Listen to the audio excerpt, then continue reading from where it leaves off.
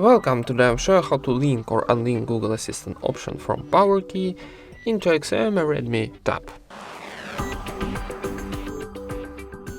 First of all, open your settings, then scroll down and find additional settings option. Go into, here find Gensler shortcuts option, and here we got launch Google Assistant option. So go into this option, and now we activate this option, press and hold the power key for half seconds to launch Google Assistant. So let's try, press and hold. And how you can see, our Hey Google option is activated. So for unlink this option from Power Key, need to tap on the switcher, and this position of switcher, it's turn off this option. And that's it.